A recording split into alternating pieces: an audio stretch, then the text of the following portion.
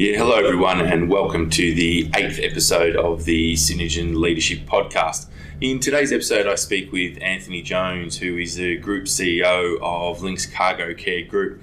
I think you'll find this interview particularly useful because Anthony does take the time to share with us his journey from starting out as an operator in the business to all the way through to where he is now, where ultimately he is responsible for 3,500 people. He also takes the time to share some family implications of what it takes to be a leader, and I found it great chatting with Anthony, and I know you will enjoy the interview. So happy listening.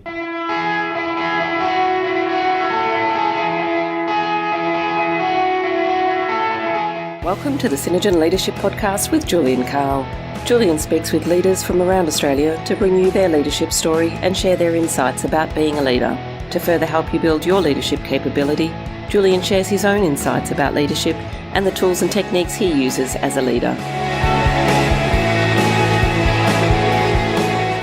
Welcome, Anthony, to the Synergen Leadership Podcast. Really appreciate you taking the time to be a part of it, so that listeners have a little bit more context about you and the role you're in now. Can you take a moment and just give us a little bit about you and Lynx Cargo Care? Yeah, so I'm Anthony Jones. I'm the Group CEO of Lynx Cargo Care.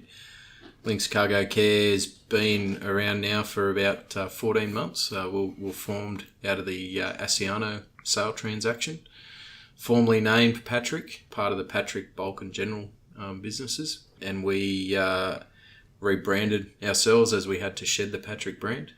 We're a company that's formed over 100 years, so got 100 years of history, but it's quite unique that we're almost like a startup. So we operate across 4 brands with Lynx, Geelong Port, C3, and our auto care services business operating in Australia and New Zealand. Okay, fantastic.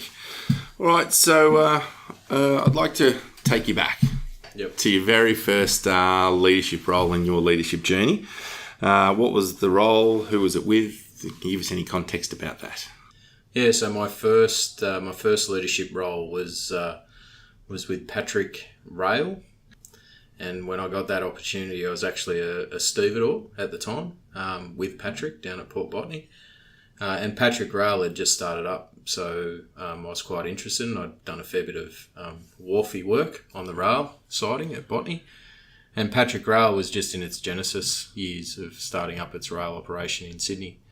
And they were looking for an assistant operations manager. There was just 2 of us, so the operations manager and then the assistant operations manager. And I put my hand up and I was successful in the role. So that involved... it was a Monday to Friday role, so it went away from the shift work, so there was some attraction there. It was a significant pay decrease, though, for me. And I look back on those things now, and I think, sometimes you've got to take a step back to go forward. But it was just an opportunity for me to go into a leadership role, learn, be challenged. That was what the motivator was. It wasn't necessarily about going into a leadership role. It was about learning and being challenged to do more. So did that and got to run a full P&L, got to manage customers, got to manage operations. So it was just a great opportunity to go into something that was so diverse with only the 2 of us. It was either survive or would dwindle away. So really nothing like the necessity of survival to grow. Mm-hmm. So. And how many people reported to you in that role? None. Oh, so it was literally just you two. It was just so when I say none, there was a group of contractors. Okay. So all our rail operations were contracted out, and also our terminal operations at Eunora were contracted out as well to a company called Pactainers. So whilst it wasn't a direct reporting line, there were definitely management things that I had to do. So it was an interesting lesson, and fair to say I was quite juvenile in my experience. Yeah. And as you do in those, you tend to do the wrong things and learn by what you do wrong. And I think probably the lesson I learnt most there is it's more about the people than myself. Status and status and position doesn't get things done. People in getting behind people and people getting behind you is what gets things done. Yeah. So, yeah.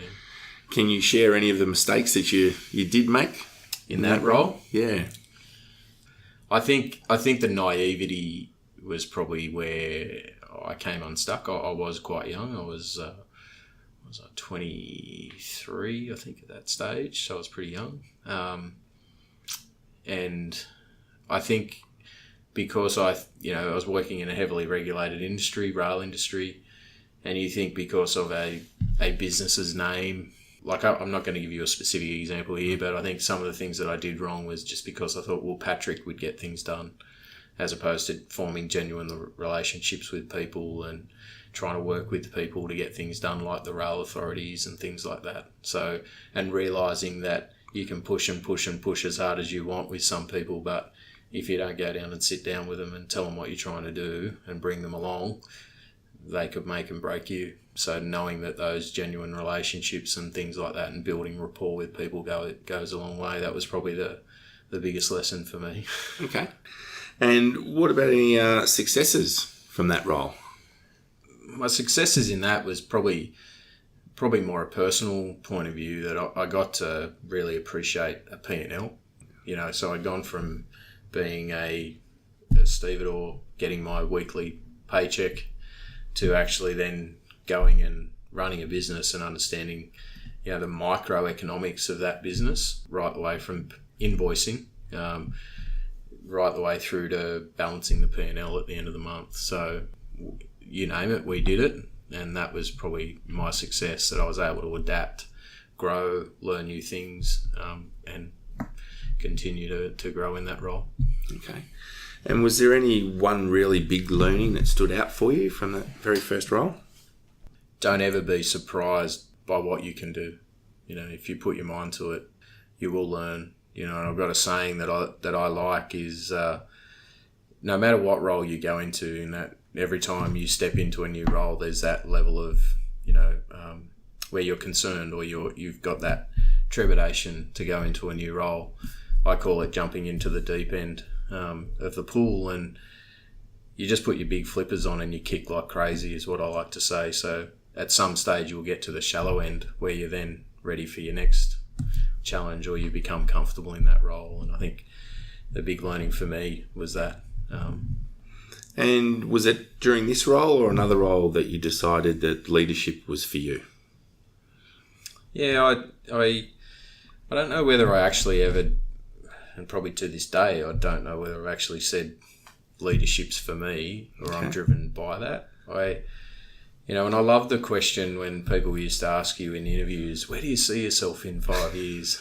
And I'd be like, I don't know, gainfully employed and enjoying what I do and making a difference. And every step that I've taken has been about that. How do I challenge myself? How do I make sure that what I'm doing is contributing?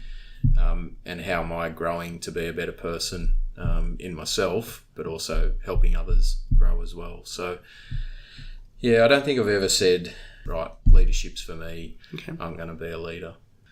Yeah, I just wanted to continue to be challenged. Okay. And how long were you in that role? 2 years I was in that role. 2 years. Yeah. Okay. So you've had your first taste of leadership, and what move did you make and why? So at that point in time, Patrick and Toll bought Pacific National, and they formed Pacific National. They were the two government railways. I was fortunate enough to know the old terminal manager from Port Botany, a gentleman by the name of Bob Barnes, and Bob had gone into Pacific National as part of the transaction on the Patrick side. Bob reached out to me one day and said, would you be interested to move to Melbourne? And we were just about to get married, my wife and I, and I said, Bob, I've just got to deal with something really important. But you probably got me at the right time. We were getting married in October, and I said to him, New Year, definitely. And he said, look, we're looking for somebody to come down to Melbourne and be the Melbourne Steel Terminal Manager. And anyway, I was successful in the role and moved down there in March. So pretty much 6 months after we got married. Okay. And can you provide a little bit of context about that role? Yeah, with the background of me previously being in Patrick Rail, young kid, thought he knew rail, going into a true rail environment. It was a small operation. It was an operation with a team of about 14 people directly reporting to me, with coordinators that ran the steel terminal. And the steel terminal facilitated the trade of BlueScope and One Steel product being moved down to Western Port, but also all over Australia. So product coming out of Port Kembla, triangulated down through Melbourne, gauge transferred to go down to Western Port, but then also shuttled onto other trains to go to Adelaide and Perth. So we moved a lot of tonnes. There was a lot of tonnes of steel, but all steel trains. And so had that small leadership team, and we also facilitated the port trains that went down to East Swanson Dock for the Patrick Rail Landbridge train. So there was a bit of familiarity there for me. But I knew nothing about rail, I quickly learned. Yeah. And it was probably my first real role of managing a heavily unionised workforce. So having come from Port Botany, I obviously worked in a unionised workforce, but managing a unionised workforce where the motivation is not necessarily the same drivers as what you may have in management was a real learning curve for me, and one which, one of the best lessons my father ever gave me was treat people the way you want to be treated yourself, Anthony. And it's the one thing that's been the beacon for me as a leader. And with that, I was able to build a rapport with the employees and show them that the things that we're trying to do were for their benefit, not for, the company's corporate greed, but it was actually for the benefit of the employees. And we made a fair bit of change there and got some higher efficiency, which actually improved their stability of employment. So again, there's a gentleman who's still a friend of mine today, Ian Bartlett, who recounted a story to me of my first few weeks there, and he said to me, "Jonesy, we thought you were going to be a soft touch. We thought, this young 24-year-old guy, we thought we were just going to run over." He said, "But you stood your digs on the things that you thought you knew you had to, and you earn our respect through that." And at no time did I treat anybody any differently to the way I would have wanted to be treated myself. And I think that just let me anchor on what I knew was right and wrong. And because you had been in a previous leadership role, did you find it easy, you think, to move into another leadership role? No, probably still because that step was truly going to managing a definite team of people, not a subcontractor. Managing contractors is very different because there's a contract. Managing direct employees comes with its own differences and challenges. And so, that definitely was a great learning space for me. Yeah, I learned a lot. There. Great. And are there any particular leadership skills that you think you brought to that role? Oh, I think the skills, they're still the same skills that I hold today. It's again, treating people the way you want to be treated. And to me, that's in honesty and integrity and listening, being a sound listener. I think too often we think as leaders we've got the answers, but actually the best answers come from the floor. If you just empower people to work with you and to give you the answers, they'll freely give them because they want a voice, they want to be heard, they want to be respected. So that was probably the lessons that I learned. And any significant successes which stand out for you in that role? It's casting my memory a fair way back. Yeah. I think surviving. Survival's a good surviving one, my first year of marriage in a foreign place, but also surviving all the weekend calls. So, yeah. And why did you decide to leave that role? I got another opportunity in the Melbourne Freight Terminal. So, the same region, same terminal environment, but the Melbourne Intermodal Freight Terminal, which at the time was the largest freight terminal for Pacific National. So I became the operations manager of Melbourne Freight Terminal. Any context around that? How many people reported to you in that role? There was 120 employees, and I had 5 shift managers, 4 yard coordinators that reported to me. It was a big step up. the old saying in Pacific National is Melbourne sneezed, everyone else got a cold. So if you got it wrong in Melbourne, the whole network felt it because everything rotated through Melbourne. So it was a big learning curve. But again, I had some great mentors, some people who really, got beside me and showed me and helped me go through. The technical aspect was probably the bit that I had to learn the most. Yeah, and so learning technical train plans and dealing with those complex situations, but also the customer aspect in the intermodal business was very different. So I went from 2 customers to sort of 40. So a very different sort of environment, and making sure you're managing all those facets of the operation and not just people, not just profitability, but also the customer aspects and the safety aspect. So yeah, it was a real big learning curve. So I know you've had a couple of roles in between then and the role now, so I'd like to fast forward to now. Yep. In terms of specifics around Lynx, number of people, number of sites? So Lynx is an organisation, as I said, spread across Australia and New Zealand. 3,800 employees in the business, operating out of around 70 operational sites, spread diversely across Australia and New Zealand. Quite a wide diversity. Yeah. So we have 4 operational businesses and brands.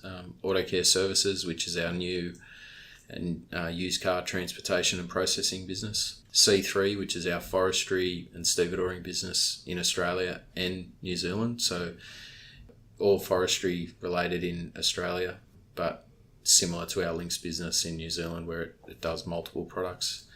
So Lynx is our stevedoring and transport business in Australia, operating across road, rail, and sea.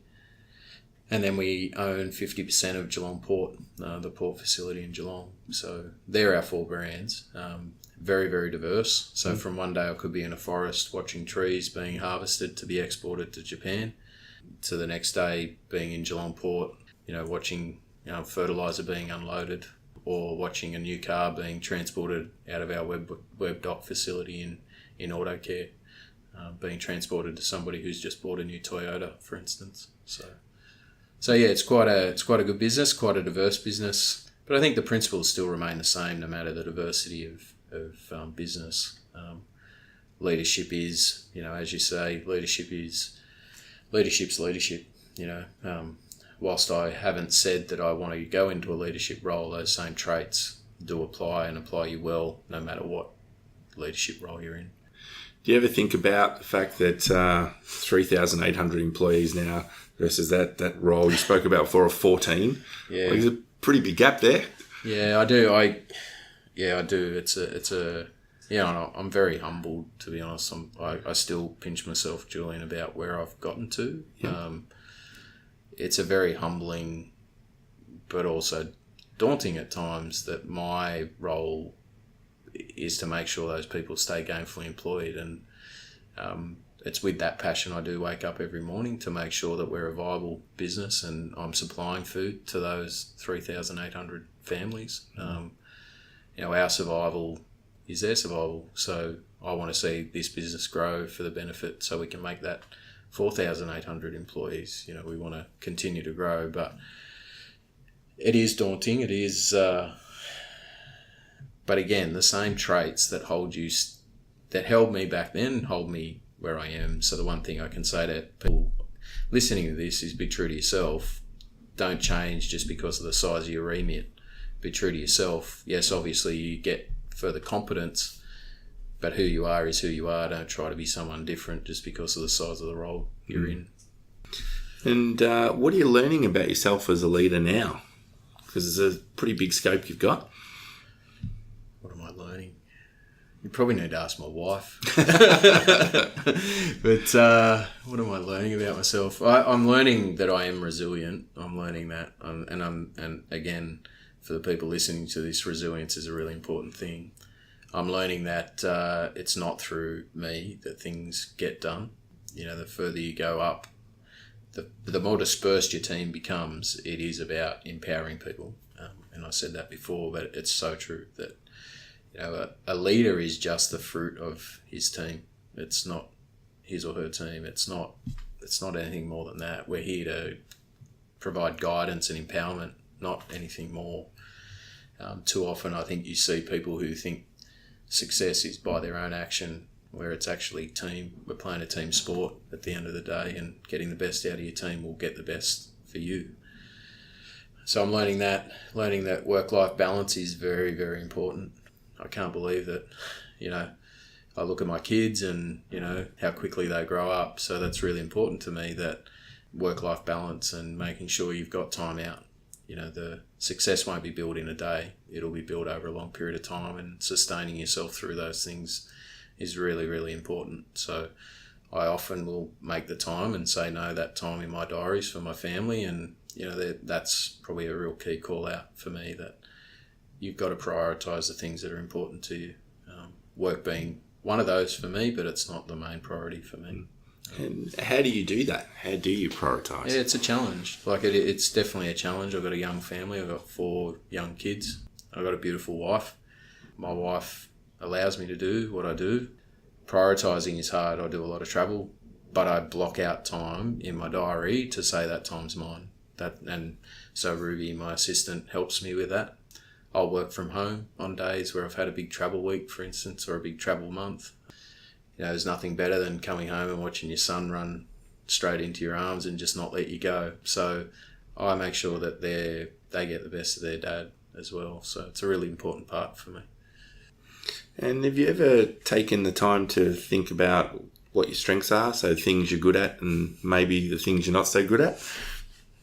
Yeah, so I think it's a really good call out that you've got to be aware of what your strengths are, and you've got to be more aware of what your weaknesses are.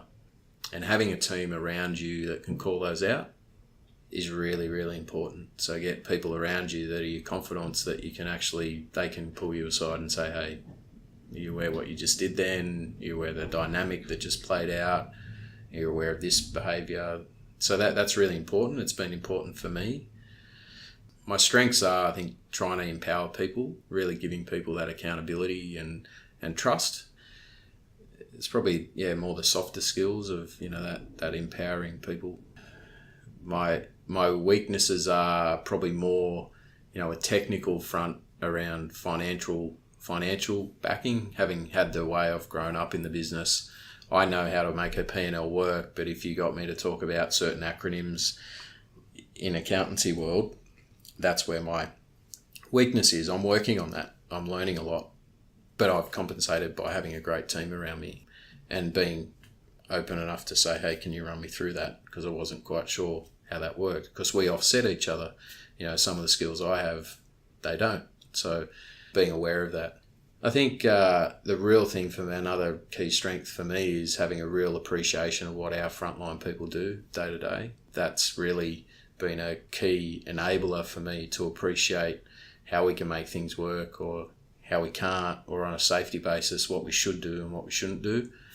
So that's a real strength of mine, appreciation. And actually, I used to drive forklifts, I used to drive straddles and cranes. So having that real appreciation of what our frontline, which are the majority of our staff, do. And you mentioned before about, having a team of confidants around you, people that will prepared to call you out. Yeah. How did you go about finding those people and articulating to them that you as the group CEO are happy for them to say, hey, hold on a minute? I think it's a real, it's a let your veil down moment, let your guard down moment. So it doesn't obviously just happen day one and you walk in and you say, hey, you just tell me what you really think. Yeah.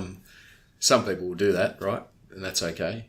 Because you need to hear that as a leader. The worst thing, I think, for me, the behaviours I struggle with are when people don't call it as it is. But behind their back, behind a person's back, be it yours or somebody else's, they're saying other things. How did I go about doing it? I think there's some people who just would build a genuine rapport. There's been a level of openness, and it's been a natural relationship where that's developed. All of my team I inherited, so we've been able to develop that. Some of them were my peers too, so that maybe that's helped with that. But I think it's just being open to hearing that, when reacting in the right way, giving people that safe place to actually raise their concerns, not firing off well, that's just crap, or responding emotionally, responding in the right way, that they're coming from the right place, because most people will give you something because they want to see something improve. So if you approach it in that right way, you can get this really good dynamic that starts to happen where people will actually call out behaviour that they're worried about. If it's anchored back to the values that you as a business and you as a person ascribe, then it's going to come from the right place. If it's outside of those values, then you'll be able to identify that it's not the right feedback that's coming back to you. But I think it's just that natural relationship and trust that you can build those relationships on. It takes time. Yeah, definitely takes time, but very rewarding. So I'd like to move on to sort of some general views on leadership, but start off by asking you about what's one of the biggest myths you think exists around leadership? That if you don't have the experience in that role, you can't do that role. I think that's the biggest myth. And I think the myth actually probably sits two parts in the person who's appointing, but also the person who's going for the role. Often you'll hear someone say, but I don't have experience of that. I've never done that before. I think my call out to them is, well, did you know the role that you're in today? Did you know that before you went into that? And like my, deep end of the pool analogy, you will learn. Smart people are smart people. They will learn, and you navigate things, and things that are new you'll adopt to, and you'll grow and you'll learn in those. And it's so rewarding when you actually do that. So I think the biggest myth is, you've got to have had experience in that, or you've got to have been a 20-year logistics person, and they've got to have come from logistics to go into that leadership role. No, that's nonsense. I think the diversity of thought and experience is really, really key to us changing dynamics within the workplace. So that's probably my biggest myth, I think, that applies. Okay. And so let's start with, how would you describe yourself as a leader right now? I often say I'm laid back. Like I try to portray a level of calm to my people, because I do believe people need an environment where there is stability, but also urgency around the things that need to be urgent. So I think myself as a leader is I'm open. I try to portray a level of calm for the business, stability, but direct as well. And when I say open, anyone can come to me and talk to me. I want to foster an environment where anyone in the business can talk to the group CEO, because again, I'm just Anthony Jones. Like, there's nothing special about me. And often people will say, but he's the group CEO. Yeah, but so what? So I've been very fortunate and been afforded opportunity to get where I am today. And it's a tough question to ask me, Julian. It's not a natural thing for me to answer that, but I think, openness, trust, and providing stability is probably how I'd describe myself. Okay. And do you think that allows you to get the most out of your team? Yeah, I manage my team differently depending on who it is. And if you're out there listening, they probably know that. But certain people we're all wired differently. Certain people need different things, need support in different areas. Some people don't need support at all. They're very happy, and as long as you supply them the right direction and the vision, they'll just happy to go off and execute that and check back in with you, where there's others that need your support daily. And I manage accordingly to that. And I very much give my team the autonomy through clear direction, clear accountabilities, and clear deliverables on what I want them to do. I'm not a micromanager. By description of that just before, I like to empower them to run their businesses. Doing that, getting the right levels of work through the business, actually frees me up to work on the bigger things that are the exciting things about, as I said, growing our business from 3,800 to 4,800. That's the stuff I've got to be working on, the bigger ticket stuff. So yeah, that's how I go about things, I guess. Okay. I'm always curious about any methodologies, frameworks, models or tools that leaders are interested in or use. Is there anything you've sort of comes to mind or that you use at the moment? I'm a big believer in levels of work, as you just heard me sort of reference it. I think too often you see the breakdown of leadership structures where people defray those lines. So I'm very conscious of that, getting people to work at the right levels and the organisation really pumping the way it should. Because that not only has an effect, say for instance, if I was jumping down to a GM level within a business, that actually disempowers that leader, which then disempowers potentially the next level, and you just get this cascade effect. So I'm a big believer in levels of work. Safety is a big tool and big thing for myself, so it's always been something which is probably a strength of mine, a passion of mine. But in regards to tools, they're pretty simple. They're set the accountabilities, be clear about them, clear about the deliverables, measure people, hold people accountable, but be open. I don't have any cookbook that I'm reading at the moment, Julian, okay. that I could throw at you. Okay. My wife says that I often read too much at work, so I don't get the time to read much at home. She's always trying to put a novel in front of me. Okay. But I'm pretty simple in that way. I try to keep it simple, mate. Okay. That's really what I try to do. So I wouldn't mind exploring that levels of work a bit. How do you roll that out to your team so that they know that that's what you want, and do you expect them to be able to roll that down to levels beneath them? Yeah, so we've got it starts at goal setting and things like that. So we've got a performance framework that we roll out. We do reviews with our team 6 monthly, but it starts with the annual, where we set goals, we set clear deliverables. They've got to be tangible. So they know what good looks like, they know what bad looks like. They know what I want them personally to deliver, but also their organisation to deliver. So it starts with that. They then cascade those down that are relevant to their team, and they've got to be tangible. So they've got to be things that people can actually put into practice and actually have something to do with delivering them. So that's probably the first way in which I do that, the levels of work. The other piece that I do is, a business rhythm. So making sure that we've got regular meetings, setting, around our safety, around our financial and lead team meetings and things, and just setting clear expectations around what I expect to see at our lead team level, and again, what I expect to see within the businesses. And that's up to them to build that framework. And it's being conscious of when you see a fire, not jumping into the fire, but asking the questions about the fire from a distance. So I don't know whether that was a really good analogy, but I think too often we can jump in and try to be the hero and save the day. And, for myself as an operator coming through, that was probably a trap that I had through my career as I've stepped up, because you step up from a role that you can do and you're above that, and then you want to jump back down. So I think just calling those behaviours out and saying, I don't want you to do it. Like, I'm asking you the question for you to ask of your team. It's not my expectation that you write that report for me.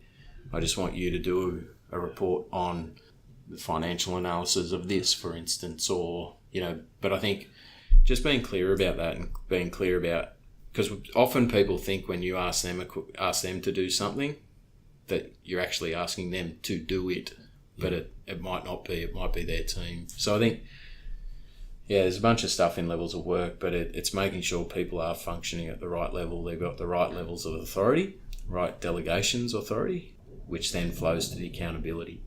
So without the delegations, you can't have the accountability. Okay, great. And what would you say your biggest leadership challenge is right now? My biggest leadership challenge at the moment is looking to the future whilst also making sure the present is being managed properly. Okay, and how do you manage that challenge? That's an interesting one. Yeah, so it's because our business, there's some challenges in our markets that we're operating in, so very bulk related markets. And again, probably to that fire analogy, calling out the levels of work to say the horizons on which you're working on person X should be here, not where you are at the moment here, back in the today horizon. So it's, again, making time for that long-term strategic work, and not just making time and putting it in your diary, but actually working on it. So you've got a very clear, definitive plan on where you're taking the business for the future. People understand it, they get it. But also, again, holding people and having clear, tangible metrics that people know what they've got to deliver on today, and getting the people that are at the transactional level to deliver today, and then those people working in those strategic horizons, working on the right strategic horizons. It's challenging at the moment because we're trying to navigate through and make sure you don't drop the glass ball at the same time as you're trying to build a bigger one. So that's probably my biggest leadership challenge at the moment. And how do you look to build capability within the business? Yeah, good question. So capability is at the heart of every business. Building capability both can come from within or it can come from outside, and the challenges are always different at any point in time, but we are really trying to bring in new people. Unashamedly, we want to attract the best people, and we want them to come for the right reasons. People don't just come for dollars. They come because they want to get experience and they want to get work in an environment that they feel supported and those types of things. So, I think the way in which we go about it is giving people opportunity, talking to them about the vision, the story, and where we're going to go, the values, and what we're driven by. But unashamedly, Julian, we're out there in the market trying to get the best people because that's what I know brings success. Okay. It's all through people. And one of the things I'm always interested in hearing people's views on is networking. Yep. Because it's often something that leaders don't necessarily think is in their remit. It's that's the sales team or that's the account managers. So how do you go about networking? And I've got a great team. I'm probably one of those people who networking. I don't have time to go to all that networking stuff, but that, to be honest, is where my role is now moving to. It's very much moved out of a transactional role to being a role of public face, growing that profile of Lynx Cargo Care. That's my job. And whilst it's not natural, I've brought people in who are brilliant at it, well connected. They know the mediums to get that across, getting me to do great things like public speaking events and all of those things. Yeah. So networking is, as you say, it's probably the most underrated thing for a business, and political networks, all those sort of things. That's where we're making sure that people know who Lynx Cargo Care is. And if people don't know who you are, you're not even getting a ticket to the game. So the networking thing, if anything, can just bring you to the game. So people go, hey, are you aware of these people? And that's for any organisation. So it can't be underplayed. It's really, really important. So I've got a couple of things, being more deliberate about it myself.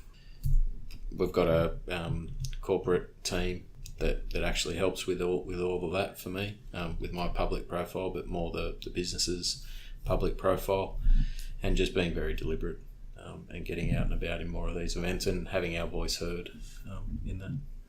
And the other thing that I'm a bit passionate about myself is mentoring. Yep. And curious on your views on mentoring, and have you had one, are you one, and how you see it? So I'm not actively mentoring, so answer the last one first. Not actively mentoring anyone at the moment, not officially. But again, my door's always open, and I do, I feel I mentor my direct reports. But I'm always happy to have a chat with people about challenges I faced through my career or the big steps that I've made. Because a lot of the questions people ask is, how did you make the step from front line to management? How did you do that? How did you find that? How did you make the step from operations manager, and keep going up and up? How did you do that? So giving insight into people and giving people confidence, it's no different to any new role you start. The butterflies in the stomach and all those things occur. Like, everyone gets them, and if they tell you they don't, then they're probably not taking the role seriously enough. That's some of the stuff that I do around mentoring. Mentoring is extremely important. Even if it's just an unofficial person that you can sound off. It doesn't have to be industry related. It could be somebody from your family background or a friend or somebody who's got experience with certain things. But you don't have to have all the answers. And I think too often we think we've got to have all the answers, but we don't. And having a mentor that you can sound off who may have had that experience is just second to none. So there's a couple that stand out for me, and they really shouldered beside me and helped me navigate some really tricky stuff. And without them, I probably wouldn't have, got the opportunities I've got today. It's really important to make sure you got a sound bunch of people that you can, be it one or a bunch of people that you can sound off. So, yeah. Okay, and you're still in contact with any of them now? Or? Yeah.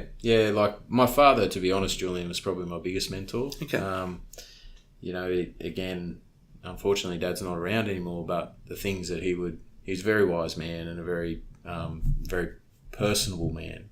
And the saying goes in Patrick that he was HR before HR even existed. So he just had those softer skills and he cared about people and had a genuine sincerity about people. So Dad was a really good sounding board for me in those genesis years of my management career.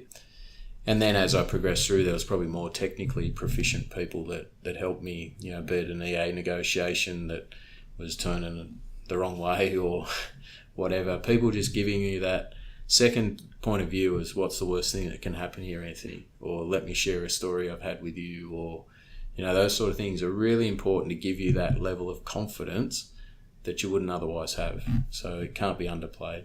So there's a couple of people that are trusted for me that I'll pick up the phone if I need to. But yeah, it's really important. And so moving ahead to the future now, so what does the future hold for you? Is this the where do you see yourself in 5 years? Slight version of it. What is the future? Look, I really am. I'm really enjoying my role at the moment. I'm learning a hell of a lot myself. I couldn't have envisaged the journey a year and a half ago now, really.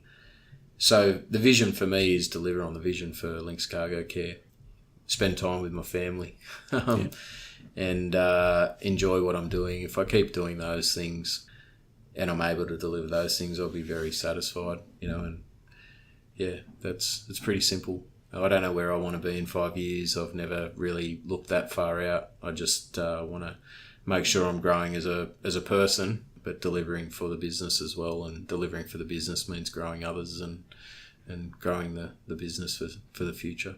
So. Okay. And how do you continue your development as a leader? Is it something you actively do or try to do? Yeah, look, I do. I have been, to my weaknesses point, I've been doing a little bit more around finance. I'm probably getting so much development in my current role.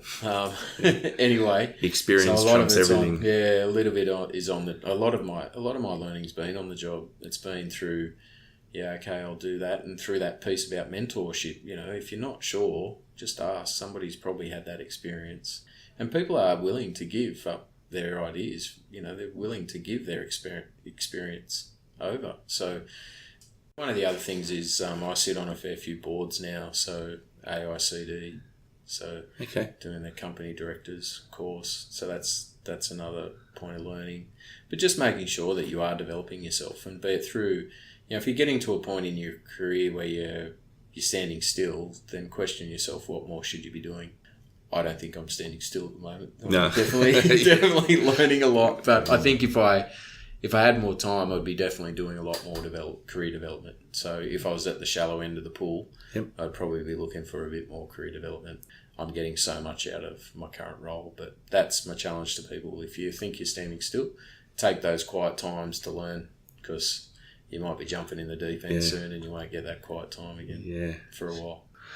So this question may be a little tricky because of the diversity of your 4 sort of main business units, but what do you think some of the industry challenges are that you're going to face? I think the biggest industry challenge that we all face is disruption, and it's a great buzzword at the moment, but it's real. And I think this industry, again, stooped in history, 100 years, been lifting cargo on and off ships the same way in some of those for 40 plus years, if not longer. Digital disruption is, the change, the speed of change within industry. It's nothing new, right? But it's speeding up quicker and quicker and quicker. So the big thing for me has been, again, the one eye on the future, one eye on the present, is where are we going with automation? Where are we going with technology and digital disruption? Because we don't want to be the victim of the next Apple iPhone, of the Nokia, experience, or the next, taxi of the Uber. So the big challenge is we have so much IP in this business, which is a privileged position. How do we use the tech guys to actually disrupt instead of being disrupted? So I think that's the biggest challenge. Autonomous vehicles, all those things, it's seriously going to change the way in which, we work. It's an interesting space. Yeah. So would you say that's a strategic decision you've made, that as an established industry to actually want to embrace technology and use it? Yeah, and I think to your peril if you don't. To your peril if you think you can outrun change. Change will quickly outrun you. So, the Nokia story is a very interesting one, that they actually had the technology, they just chose not to use it. So, not Nokia, sorry, Kodak.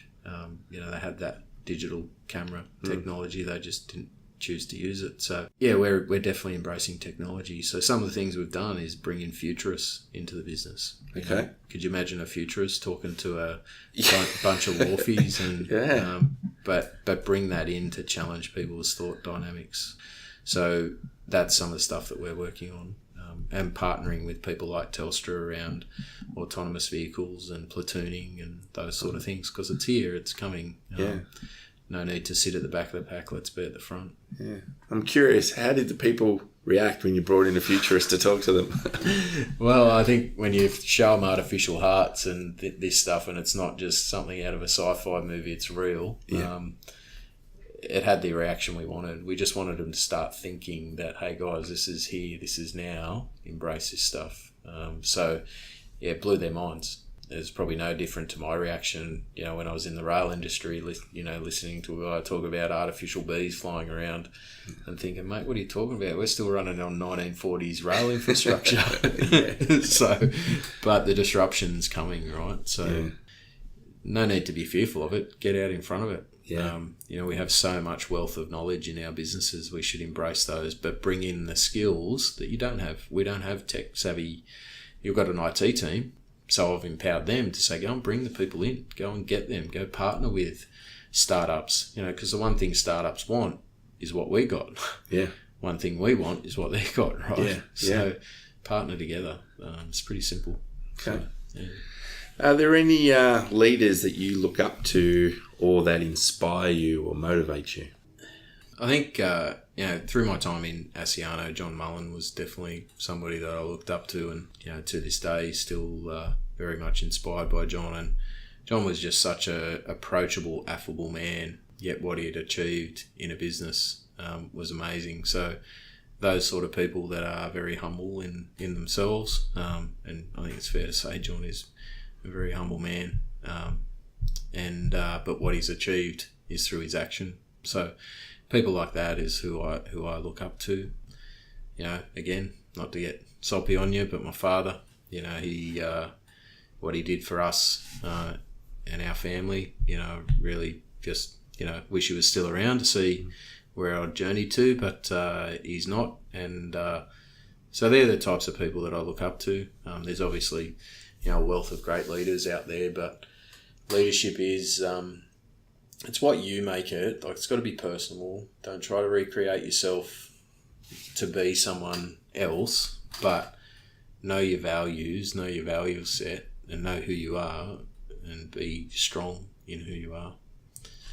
So there's probably personal traits that I take from a whole bunch of different leaders, but I value what they've done in that instance, and a lot of that's through bravery. I love the leaders who are brave and will step outside of the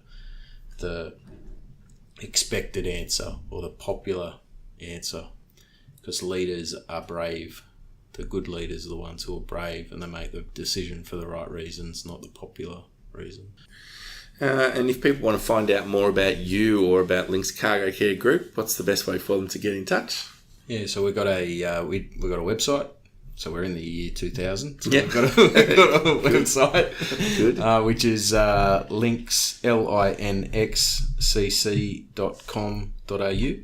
linxcc.com.au. That has a whole bunch of information about myself, but also our lead team, our 4 businesses. So a good little snapshot of who we are and what we do. If people want to get in touch with myself, I'm contactable on email. a.jones@linxcc.com.au, and happy to field questions and go from there. And any last words on leadership you'd like to share with the listeners? No, I think the one thing that stood me in good stead is just back yourself. Back yourself. That what's the worst thing that could happen in a leadership role? That you don't succeed and you take a step back. There's no shame in that. The missed opportunity is probably more the shame. If you let that go, it's almost like a remorseful piece that if you don't take up that opportunity, and every opportunity I've taken up has given me more than I could have ever thought it would have. So be brave, step out in that opportunity and take the opportunities for what they are and make them that. All right. Well, thank you so much, Anthony, for being a part of the podcast. Really appreciate it, and all the best. No problem. Thanks, Julian. Well, that wraps up another episode of the Synergen Leadership Podcast. I trust you found it interesting. A couple of things. If you could go online and leave a review of the podcast, that would be great. Really help us in spreading awareness of the podcast. Happy for you to connect with me on LinkedIn. I'm pretty easy to find. And if you want to shoot me through an email, julian@synergengroup.com.au. See you next time.